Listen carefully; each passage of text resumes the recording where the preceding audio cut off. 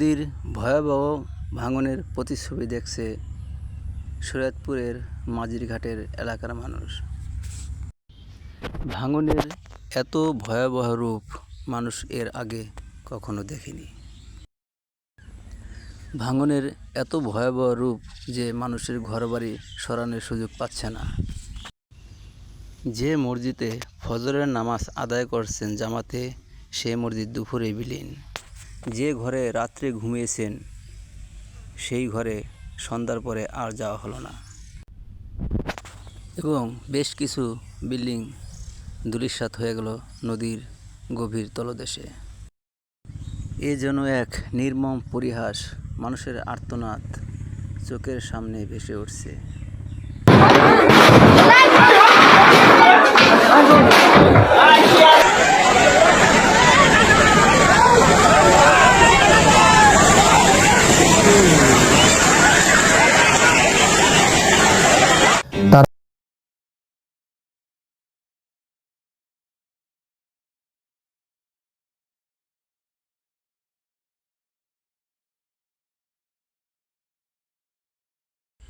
হায়রে সর্বনাশা পদ্মা, এভাবে মানুষের সমস্ত স্বপ্ন কেড়ে নিলি।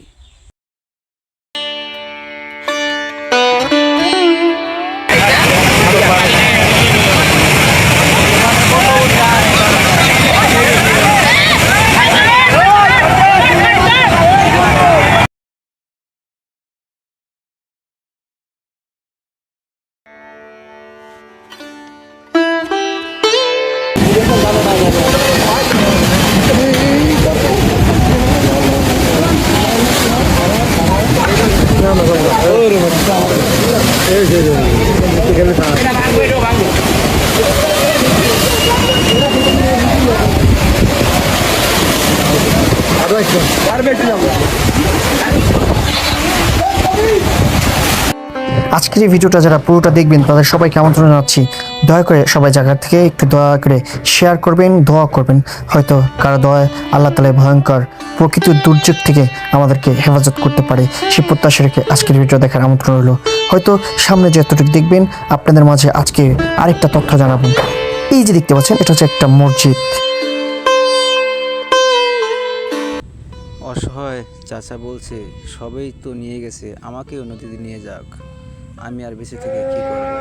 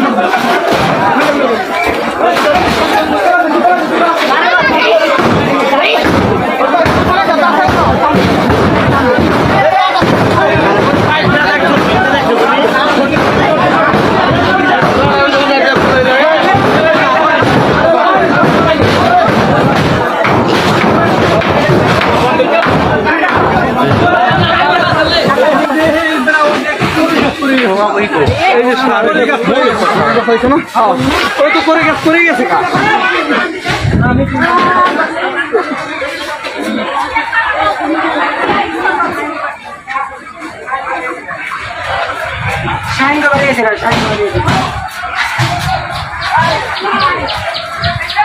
ওই মিস্ত্রি ঘর পাবেন গাঁয়ে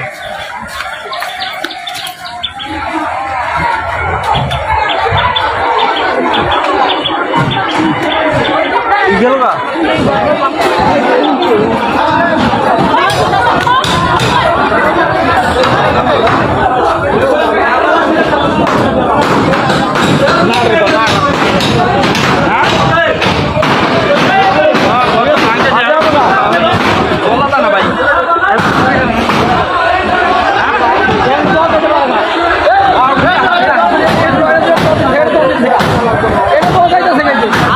আলু মারুন একদম খুঁজে দেবে ওই গাছ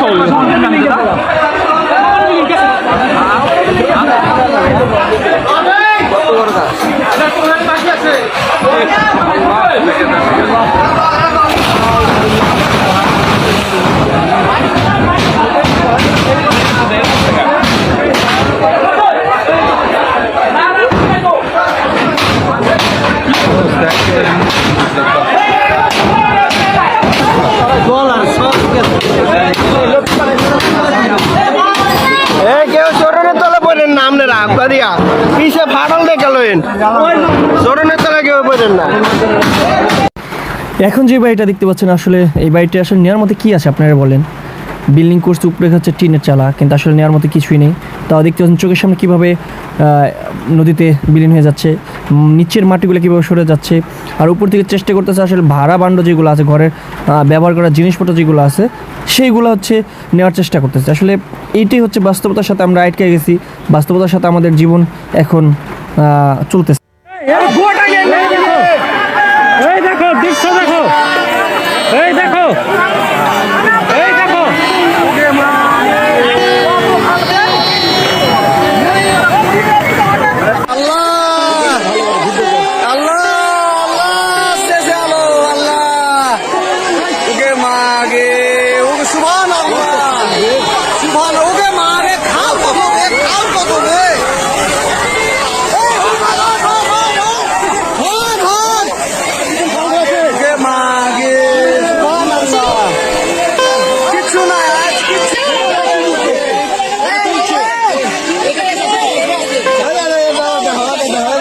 যাবে যাবে দিয়া বুঝতে পারবে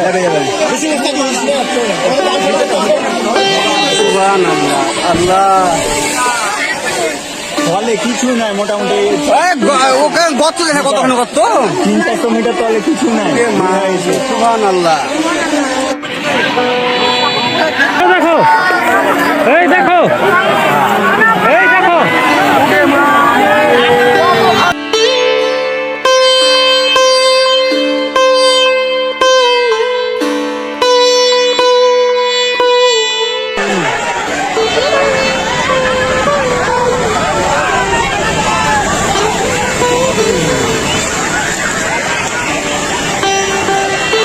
সারাদিন অক্লান্ত পরিশ্রম করে দিন শেষে থাকার জায়গাটা যে ঘর বা আপনার বাসস্থান সেটাই যদি না থাকে, তাহলে এত পরিশ্রম করে এত কষ্ট করে যেটুক সম্পত্তি আপনি জুড়লেন সেটাও এখন নদীর গভীরে, তাহলে আপনি চিন্তা করেন আজকে আপনি যে ছায়া ছিলেন কালকে আপনি সেখানে নাই। সেই নদীর ভয়ঙ্কর তাণ্ডবে আজকে সবাই এরকম অসহায়ের মতো তার বেঁচে থাকা শেষ সম্বলটুকু, রেস্ট করার সে জায়গাটুকু এখন নদীর কবলে। আসলে নেওয়ার মতো কিছুই নেই। অনেকেই বলে আগুনে পুড়ে গেলে হয়তো ভিটামাটি ছাইটুকু পাওয়া যায়, কিন্তু নদীতে নিয়ে গেলে হয়তো কিছুই আর অবশিষ্ট থাকে না।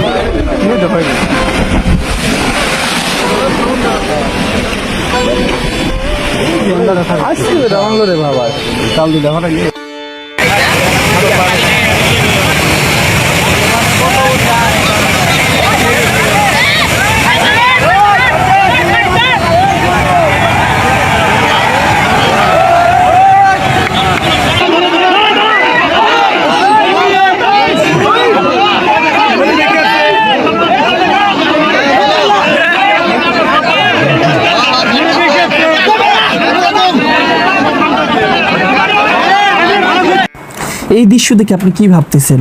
হ্যাঁ, এটাই বাস্তবতা। চোখের সামনে সবকিছু প্রকৃতির ভয়ঙ্কর রূপে শেষ হয়ে যাচ্ছে, কিন্তু চেয়ে থাকা ছাড়া আর কিছুই নেই।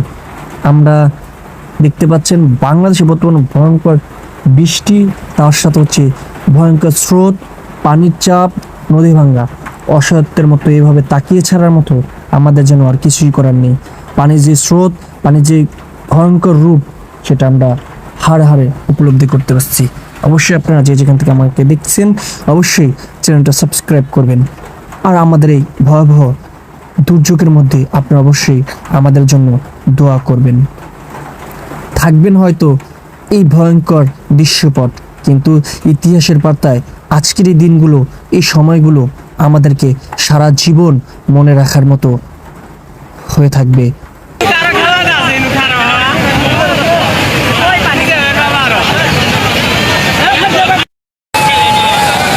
পানি ক্ষতি খেলে না ই হল হয় খেলে হয় কান্দা কান্দে খেলে হয়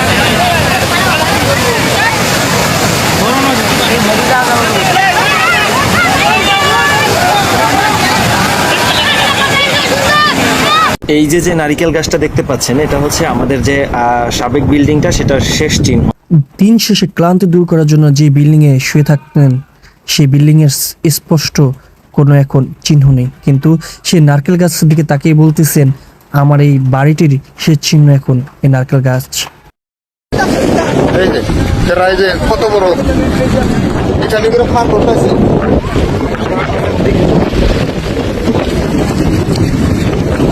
এটা নিয়ে করে ফার ধরে তাহলে বাজার গেছি কত সময় লাগবে বাজার এই যে বাজারের আধা মতো গেছে ইয়ে করবে দিয়েছে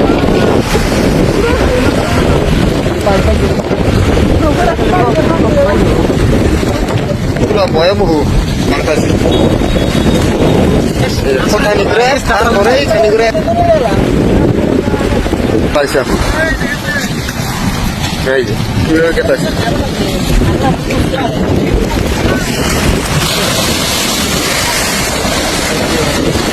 কি ডেঞ্জার পুরো লোক করাই খারাপ বলে দেহ এবার বাজারে থাকলো না কিনে যাবো গা জানি করে ফার করে ধরে এক করে যাই করে দোনদা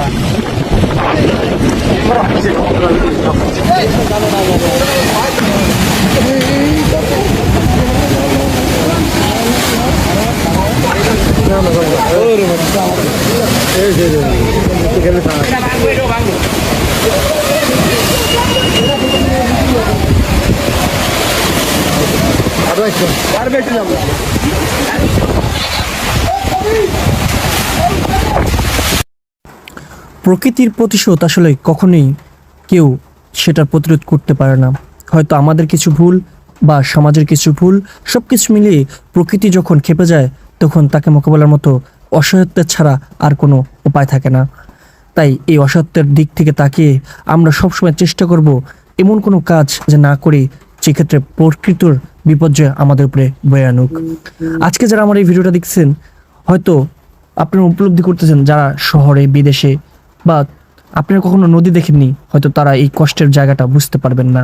আমরা নদী থেকে ছোট্টবেলা থেকে দেখে দেখে বড় হয়েছি, আজকে সেই নদীর সাথে। হায় আল্লাহ, কি একটা দৃশ্য! খুঁড়ির দ্বারায় মসজিদটা আছে, কি করা যাব?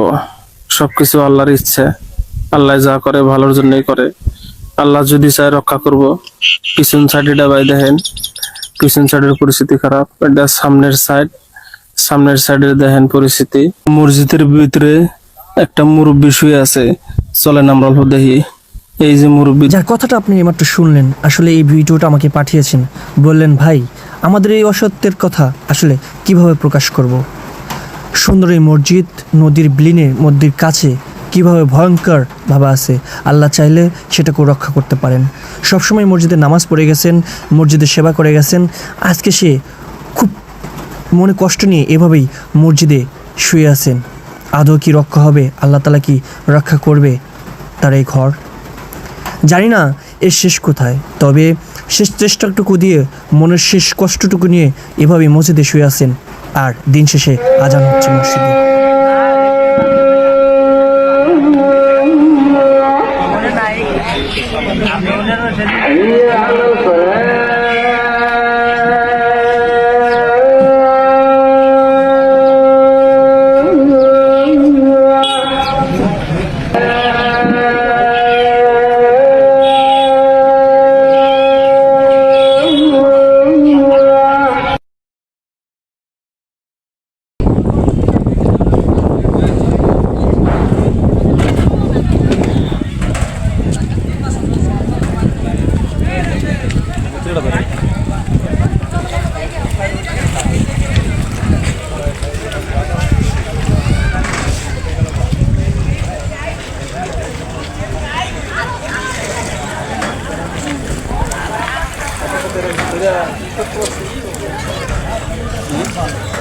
বেরোইতে পারছে সাথে সাথে বের যেতে পারছে না, একলা মানে বেরোতে তো গেছে দেখা যায় কিছু মাল সামান হলে অনেক সময় বাড়ি করে নাই ঘরে যে ইয়ে আসলে মাল সামান আসলে ওটা দেখা যায় অনেকটা গেছে গা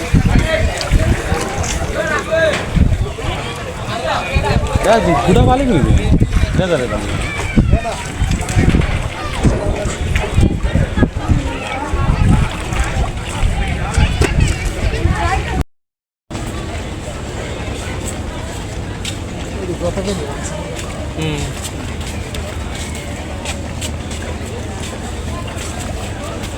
এটা আমি মনে এটা কিন্তু দেখে গেছি সকালে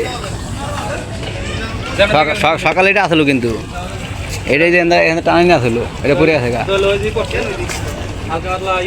হ্যাঁ ওই মারি পরে এটা সরে আছে গা এটা ছিল সকালে ছিল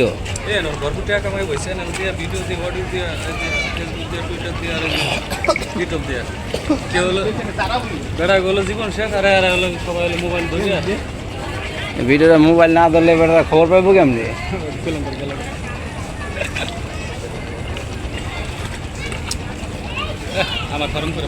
সকালে সকালে ছিল এটা এটা মানে কিছুক্ষণের মধ্যে ভাঙছে হ্যাঁ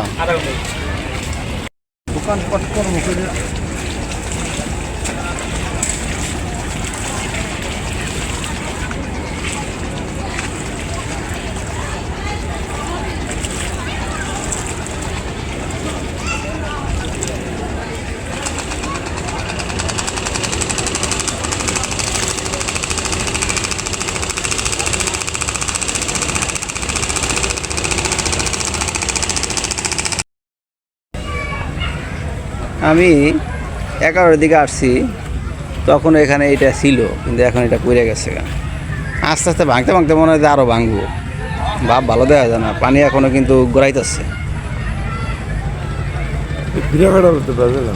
ফিরা কাটা ঝামেলা বেশি এই পল্টনটা না থাকলে দেখতে না এই পল্টন না থাকলে আরো পানি দৌড়াদৌড়ি করতে এখানে এই পল্টনটা না থাকলে দেখতে না আরো মনে করেন আরো কিনারাই তো আরো সমস্যা বেশি আচ্ছা খালি পল্টনটা থাকবে না কাটালটা ইয়ে না সস্তা কাটাল কমই ভাঙবে যখন গোলদা ফিরা কাটাল আমরা গড়ে ওখান থেকে ভাঙবে বেশি কাটাল ওরকম স্রোতও নাই অত স্রোত নাই কিন্তু না এগুলার এই যে রশি ওই সাইডে দুটো রশি থাকে এই সাইডে দুটো রশি থাকে ওই যে ওইটাও দিছে ওই যে ওইটা আবার আবার ওই যে ওই পল্টনে দেখেন ওই পল্টনে আছে বান্ধবে দুই একটা বাড়ি ঘর আসলে টস টস করে লেগেছে দেওয়াটা পাকা বাড়ির ঘর ফালাই থিয়া এই যে এই ঘরটা ভাঙছে মোটামুটি কিছু ভেঙে সরাই লাগছে আর এই যে এটা তো পুরাটাই সরাই নিয়ে গেছে গা এই ঘর কিনে আনছিল কয়দিন আগে কিনছে 9 লাখ টাকা কিনে একটা ঘর কমপ্লিট হয়েছে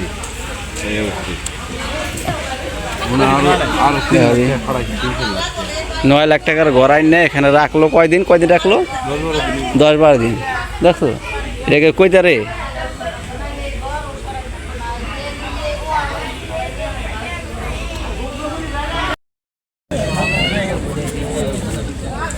তো সকালে আমি যা দিকে গেছি তার চেয়ে এখন আরো বেশি ভাঙছে এখানটা বেশ কিছু জায়গা ভাঙছে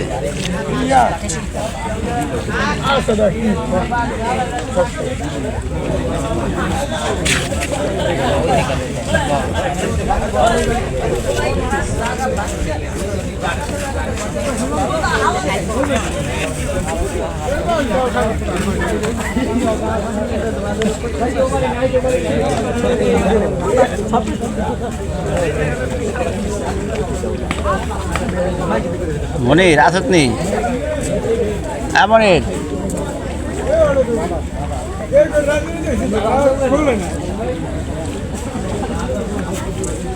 তো ভাঙে দিব না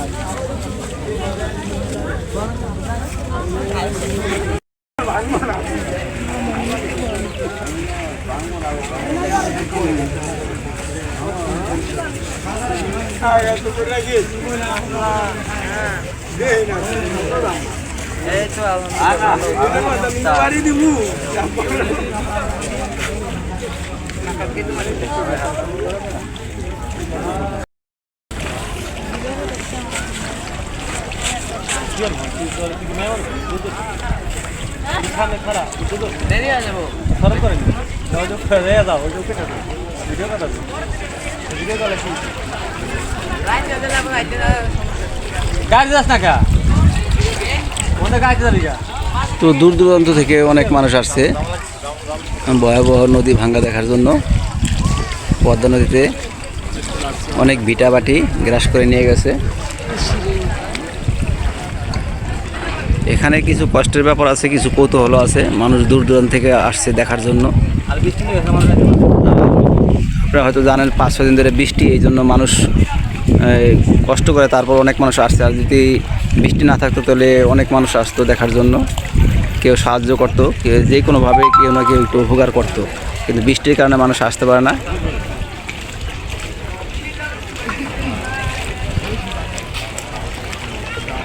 কিরে ভাই, তোর কি দুঃখ? তুই মুখের মধ্যে আঙুল দিয়ে বলিস কে?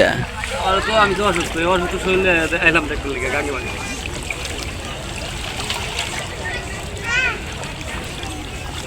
আরো বাংলা বুঝলেন। এই যে এই কোনাটা, এই কোনাটা তো ভয় রয়ে গেছে গা। এই কোনাটা তো ভাব বেশি ভালো দেখি না। কাটালো তো আপনাদের মাঝে শেয়ার করতেছি একটাই কারণ, যে আপনারা দ্রুত ভিডিওটা ছড়িয়ে দেন, সারা বাংলার মানুষ দেখুক। তারা যে যার যার স্থান থেকে যে যতটুকু পারুক সহযোগিতা করুক। এরা এখন বাস্তহারা, এদের কিছুই নেই, ঘর বাড়ি কিছুই নেই, সব নদীতে নিয়ে গেছে।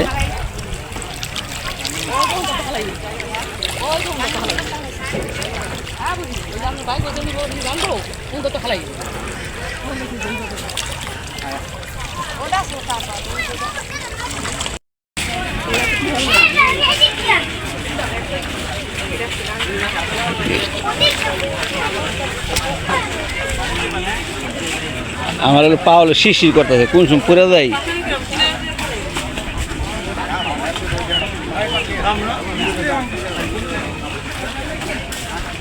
এলো বৃষ্টির কারণে এই যে গাছটা পড়লো।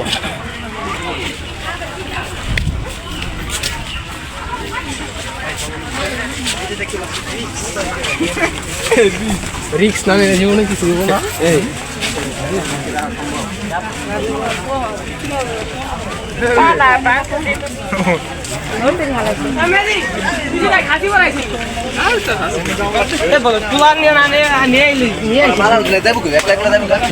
চাষি সরেন নাকে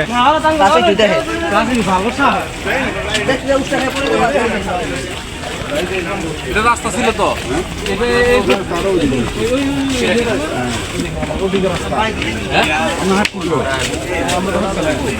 মামুনা রে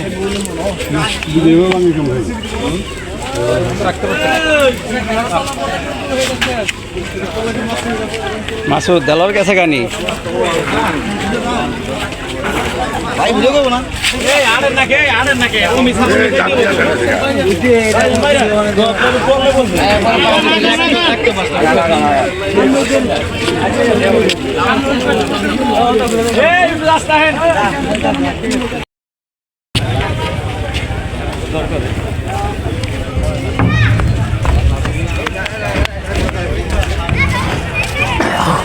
ভিডিও কল দে